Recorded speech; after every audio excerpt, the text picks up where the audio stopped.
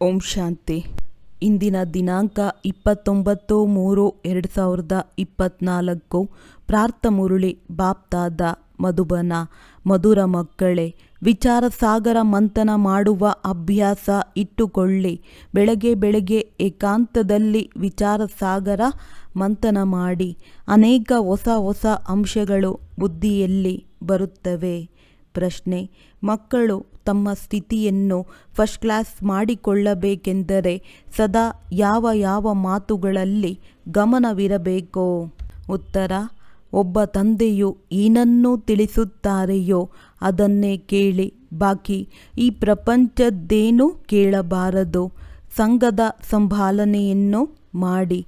ಯಾರು ಚೆನ್ನಾಗಿ ಓದುತ್ತಾರೆ, ಧಾರಣೆ ಮಾಡುತ್ತಾರೆ, ಅವರ ಸಂಘವನ್ನೇ ಮಾಡಿದಾಗ ಸ್ಥಿತಿಯು ಫಸ್ಟ್ ಕ್ಲಾಸ್ ಆಗಿಬಿಡುತ್ತದೆ. ಕೆಲವು ಮಕ್ಕಳು ಸ್ಥಿತಿಯನ್ನು ನೋಡಿ ತಂದೆಗೆ ವಿಚಾರ ಬರುತ್ತದೆ. ಡ್ರಾಮಾದಲ್ಲಿ ಸ್ವಲ್ಪ ಪರಿವರ್ತನೆಯಾಗುತ್ತದೆ. ಆದರೆ ನಂತರ ಹೇಳುತ್ತಾರೆ, ಇದು ರಾಜಧಾನಿಯು ಸ್ಥಾಪನೆಯಾಗುತ್ತದೆ ಇದೆ. ಓಂ ಶಾಂತಿ. ಒಬ್ಬರೇ ಬೇಹದ್ದಿನ ತಂದೆ ಬೇಹದ್ದಿನ ಮಕ್ಕಳಿಗೆ ಓದಿಸುತ್ತಾರೆ. ಬಾಕಿ ಮನುಷ್ಯರು ಏನೆಲ್ಲವನ್ನು ಓದಿಸುತ್ತಾರೆಯೋ ತಿಳಿಸುತ್ತಾರೆಯೋ ಅದನ್ನು ನೀವು ಕೇಳುವ ಅಥವಾ ಹೇಳುವ ಅವಶ್ಯಕತೆ ಇಲ್ಲ. ಏಕೆಂದರೆ ಇದೊಂದೇ ಈಶ್ವರೀಯ ವಿದ್ಯಾಭ್ಯಾಸವಾಗಿದೆ ಎಂದು ನೀವು ತಿಳಿದಿದ್ದೀರಿ. ಅದನ್ನೇ ಈಗ ಓದಬೇಕಾಗಿದೆ. ನೀವು ಒಬ್ಬ ಈಶ್ವರನಿಂದ ಮಾತ್ರ ಓದಬೇಕು. ತಂದೆಯು ಏನನ್ನು ಓದಿಸುತ್ತಾರೆಯೋ ಅದನ್ನು ಈ ಬಾಯಿಯಿಂದ ಓದಬೇಕು. ಅವರಂತೂ ಅನೇಕ ಪ್ರಕಾರದ ಪುಸ್ತಕಗಳನ್ನು ಬರೆಯುತ್ತಾರೆ. ಅದನ್ನು ಇಡೀ ಪ್ರಪಂಚವೂ ಓದುತ್ತದೆ.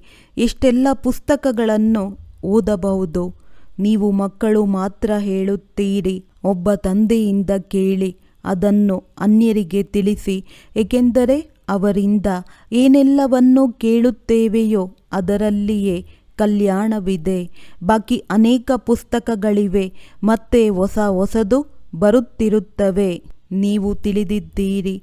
ಸರಿಯಾಗಿರುವುದನ್ನು ಒಬ್ಬ ತಂದೆಯೇ ತಿಳಿಸುತ್ತಾರೆ. ಅಂದಾಗ ಅವರಿಂದಲೇ ಕೇಳಬೇಕಾಗಿದೆ. ತಂದೆಯಂತೂ ಮಕ್ಕಳಿಗೆ ಬಹಳ ಕಡಿಮೆ ತಿಳಿಸಿಕೊಡುತ್ತಾರೆ. ಅದನ್ನು ನಂತರ ವಿಸ್ತಾರವನ್ನು ತಿಳಿದ ನಂತರ ಮತ್ತೆ ಒಂದೇ ಮಾತಿನ ಬಳಿ ಬರುತ್ತಾರೆ.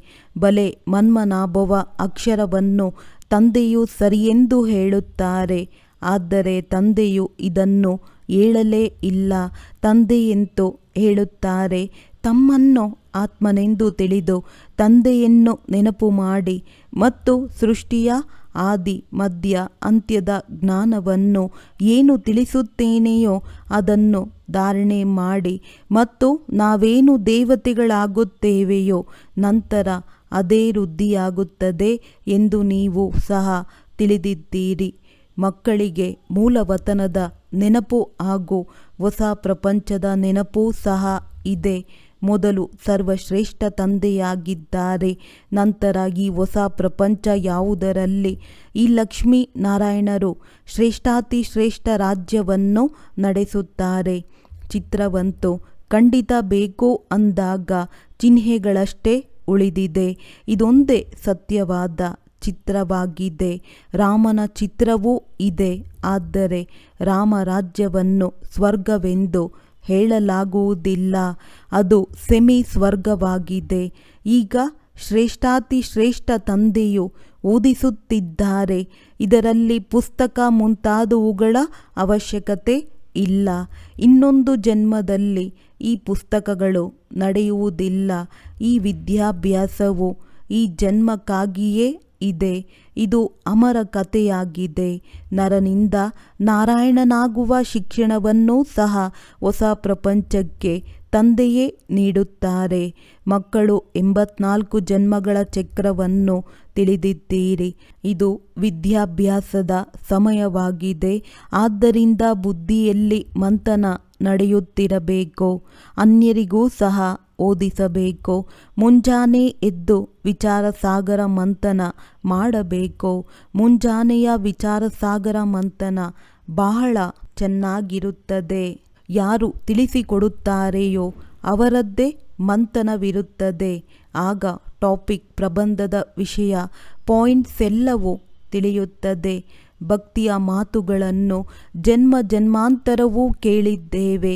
ಈ ಜ್ಞಾನವನ್ನು ಜನ್ಮ ಜನ್ಮಾಂತರವೂ ಕೇಳುವುದಿಲ್ಲ. ಭಕ್ತಿ ಮಾರ್ಗದಲ್ಲಿ ಅನೇಕ ಪುಸ್ತಕಗಳು ಇವೆ. ವಿದೇಶದಿಂದಲೂ ಅನೇಕ ಪುಸ್ತಕಗಳು ಬರುತ್ತವೆ. ಇದೆಲ್ಲವೂ ನಾಶವಾಗುವುದಿದೆ. ಸತ್ಯಯುಗದಲ್ಲಂತೂ ಯಾವುದೇ ಪುಸ್ತಕದ ಅವಶ್ಯಕತೆ ಇಲ್ಲ. ಇವೆಲ್ಲವೂ ಕಲಿಯುಗಿ ಸಾಮಗ್ರಿಗಳಾಗಿವೆ. ಇಲ್ಲಿ ನೀವು ಏನೆಲ್ಲವನ್ನು ನೋಡುತ್ತೀರೋ, ಆಸ್ಪತ್ರೆ, ಜೈಲು, ನ್ಯಾಯಾಧೀಶ ಮುಂತಾದವೆಲ್ಲವೂ ಅಲ್ಲಿರುವುದಿಲ್ಲ. ಆ ಪ್ರಪಂಚವೇ ಬೇರೆಯದಾಗಿರುತ್ತದೆ. ಇದೇ ಪ್ರಪಂಚವೇ. ಆದರೆ ಹೊಸ ಪ್ರಪಂಚಕ್ಕೂ ಹಳೆಯ ಪ್ರಪಂಚಕ್ಕೂ ವ್ಯತ್ಯಾಸವಿರುತ್ತದೆ. ಅದಕ್ಕೆ ಸ್ವರ್ಗವೆಂದು ಹೇಳಲಾಗುತ್ತದೆ. ಅದೇ ಪ್ರಪಂಚವು ನರಕವಾಗುತ್ತದೆ. ಇಂಥವರು ಸ್ವರ್ಗವಾಸಿಯಾದರೆಂದು ಬಾಯಿಯಿಂದ ಹೇಳುತ್ತಾರೆ. ಬ್ರಹ್ಮ ಮಹಾತತ್ವದಲ್ಲಿ ಲೀನರಾದರು. ನಿರ್ವಾಣಕ್ಕೆ ಹೋದರೆಂದು ಸನ್ಯಾಸಿಗಳಿಗೆ ಹೇಳುತ್ತಾರೆ. ಆದರೆ ನಿರ್ವಾಣಕ್ಕೆ ಯಾರೂ ಹೋಗುವುದಿಲ್ಲ. ಈ ರುದ್ರಮಾಲೆಯು ಹೇಗೆ ರಚನೆಯಾಗಿದೆ ಎಂದು ನೀವು ತಿಳಿದಿದ್ದೀರಿ. ರುಂಡಮಾಲೆಯೂ ಇದೆ. ವಿಷ್ಣುವಿನ ಮಾಲೆಯೂ ತಯಾರಾಗಿದೆ. ಈ ಮಾಲೆಯ ರಹಸ್ಯವನ್ನು ನೀವು ಮಕ್ಕಳೇ ತಿಳಿದುಕೊಂಡಿದ್ದೀರಿ. ನಂಬರ್ ವಾರ್ ವಿದ್ಯಾಭ್ಯಾಸ ಅನುಸಾರವೇ ಮಾಲೆಯಲ್ಲಿ ಪೋಣಿಸಲ್ಪಡುತ್ತೀರಿ. ಮೊಟ್ಟ ಮೊದಲು ಈ ನಿಶ್ಚಯವಿರಬೇಕಾಗಿದೆ. ಇದು ಈಶ್ವರೀಯ ವಿದ್ಯಾಭ್ಯಾಸವಾಗಿದೆ. ಅವರು ಪರಮ ತಂದೆ, ಪರಮ ಶಿಕ್ಷಕನೂ ಆಗಿದ್ದಾರೆ. ನಿಮ್ಮ ಬುದ್ಧಿಯಲ್ಲಿ ಯಾವ ಜ್ಞಾನವಿದೆಯೋ ಅದನ್ನೇ ಅನ್ಯರಿಗೂ ಕೊಡಬೇಕಾಗಿದೆ. ತಮ್ಮ ಸಮಾನರನ್ನಾಗಿ ಮಾಡಿಕೊಳ್ಳಬೇಕು. ವಿಚಾರ ಸಾಗರ ಮಂಥನ ಮಾಡಬೇಕು. ಪತ್ರಿಕೆಗಳು ಮುಂಜಾನೆಯೇ ಹೊರಬರುತ್ತದೆ. ಇದಂತೂ ಸಾಮಾನ್ಯ ಮಾತಾಗಿದೆ. ಈ ಮಾತುಗಳು ಲಕ್ಷ ರೂಪಾಯಿಗಳಷ್ಟಾಗಿದೆ. ಕೆಲವರು ಇದನ್ನು ಚೆನ್ನಾಗಿ ತಿಳಿಯುತ್ತಾರೆ, ಇನ್ನು ಕೆಲವರು ಕಡಿಮೆ ತಿಳಿಯುತ್ತಾರೆ. ತಿಳಿದು ಮತ್ತು ತಿಳಿಸುವುದರನುಸಾರವಾಗಿ ಹೊಸ ಪ್ರಪಂಚದಲ್ಲಿ ಪದವಿ ಸಿಗುತ್ತದೆ. ವಿಚಾರ ಸಾಗರ ಮಂಥನ ಮಾಡುವುದರಲ್ಲಿ ಬಹಳ ಏಕಾಂತವಿರಬೇಕು. ರಾಮತೀರ್ಥರ ಬಗ್ಗೆ ಏನು ಹೇಳುತ್ತಾರೆ? ಅವರು ಬರೆಯುವಾಗ ಅವರ ಶಿಷ್ಯರಿಗೆ ಹೇಳುತ್ತಿದ್ದರು, ನಿನ್ನ ವೈಬ್ರೇಷನ್ ನನಗೆ ಬರುತ್ತದೆ. ಆದ್ದರಿಂದ ನೀನು 2 ಮೈಲಿ ದೂರ ಹೋಗು. ನೀವೀಗ ಪರ್ಫೆಕ್ಟ್ ಆಗುತ್ತಿದ್ದೀರಿ. ಇಡೀ ಪ್ರಪಂಚದ ಬುದ್ಧಿಯು ಡಿಫೆಕ್ಟಿವ್ ಆಗಿದೆ. ನೀವು ಈ ವಿದ್ಯಾಭ್ಯಾಸದಿಂದ ಈ ಲಕ್ಷ್ಮೀ ನಾರಾಯಣರಾಗುತ್ತೀರಿ.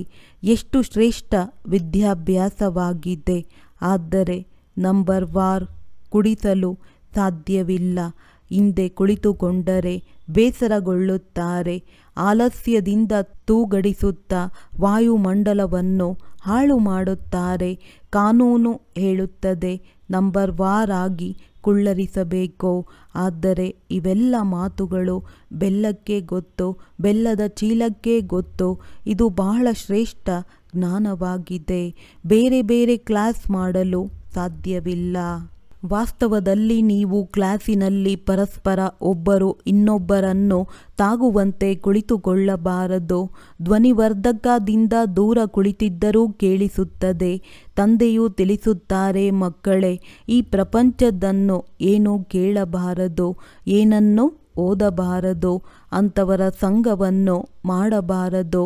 ಯಾರು ಚೆನ್ನಾಗಿ ಓದುತ್ತಾರೆಯೋ ಅವರ ಸಂಘವನ್ನೇ ಮಾಡಬೇಕು.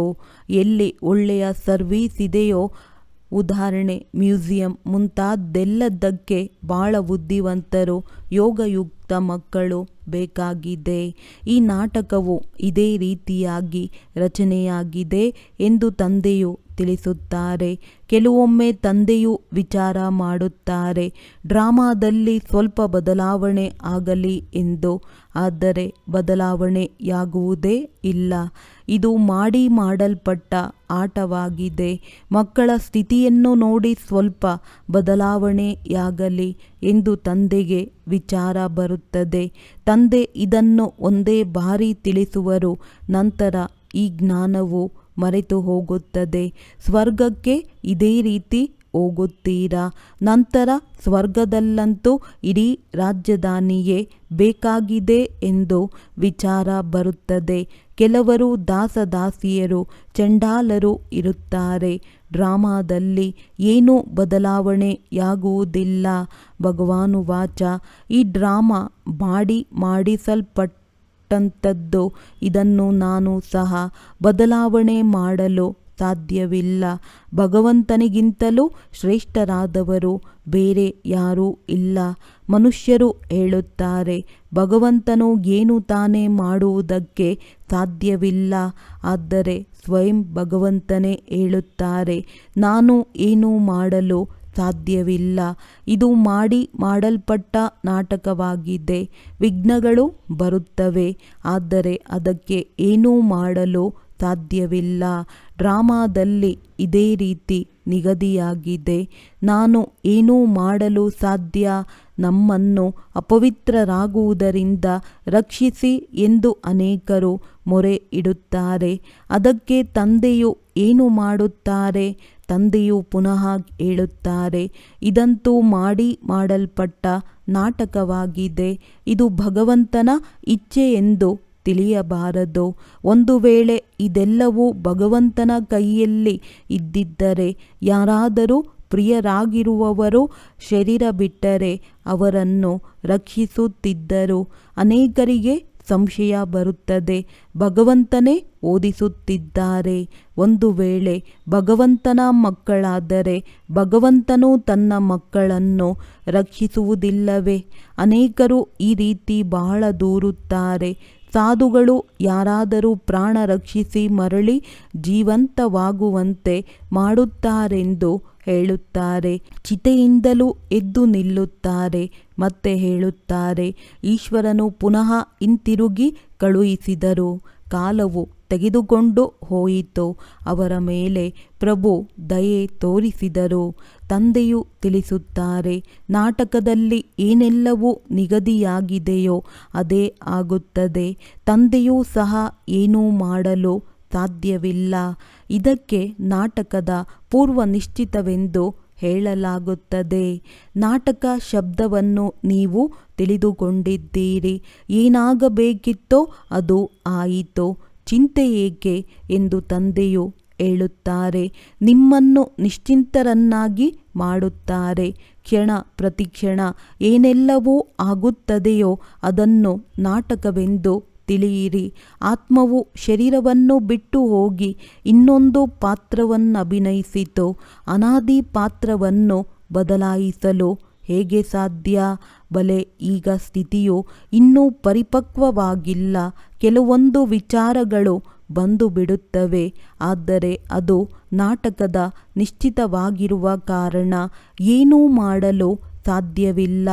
ಬಲೆ, ಮನುಷ್ಯರು ಏನಾದರೂ ಹೇಳಲಿ, ಆದರೆ ನಮ್ಮ ಬುದ್ಧಿಯಲ್ಲಿ ನಾಟಕದ ರಹಸ್ಯವಿದೆ. ಪಾತ್ರವನ್ನು ಅಭಿನಯಿಸಬೇಕಾಗಿದೆ. ಚಿಂತೆಯ ಮಾತಿಲ್ಲ. ಎಲ್ಲಿಯವರೆಗೆ ಸ್ಥಿತಿಯು ಪರಿಪಕ್ವವಾಗುವುದಿಲ್ಲವೋ ಅಲ್ಲಿಯವರೆಗೆ ಕೆಲವೊಂದು ಅಲೆಗಳು ಬರುತ್ತವೆ. ಈ ಸಮಯದಲ್ಲಿ ನೀವೆಲ್ಲರೂ ಓದುತ್ತಿದ್ದೀರಿ. ನೀವೆಲ್ಲರೂ ದೇಹಧಾರಿಗಳಾಗಿದ್ದೀರಿ. ನಾನೊಬ್ಬನೇ ವಿದೇಹಿಯಾಗಿದ್ದೇನೆ. ಎಲ್ಲ ದೇಹಧಾರಿಗಳಿಗೆ ಕಲಿಸುತ್ತೇನೆ. ಕೆಲವೊಂದು ಸಮಯದಲ್ಲಿ ನೀವು ಮಕ್ಕಳಿಗೆ ಈ ಬ್ರಹ್ಮರವರೂ ಸಹ ಕುಳಿತು ತಿಳಿಸುತ್ತಾರೆ. ತಂದೆಯ ಪಾತ್ರ ಮತ್ತು ಪ್ರಜಾಪಿತ ಬ್ರಹ್ಮರವರ ಪಾತ್ರವು ವಿಚಿತ್ರವಾಗಿದೆ. ಈ ತಂದೆಯು ವಿಚಾರ ಸಾಗರ ಮಂಥನ ಮಾಡಿ ನಿಮಗೆ ತಿಳಿಸುತ್ತಿರುತ್ತಾರೆ. ಇದು ಎಷ್ಟು ಅದ್ಭುತವಾದ ಜ್ಞಾನವಾಗಿದೆ.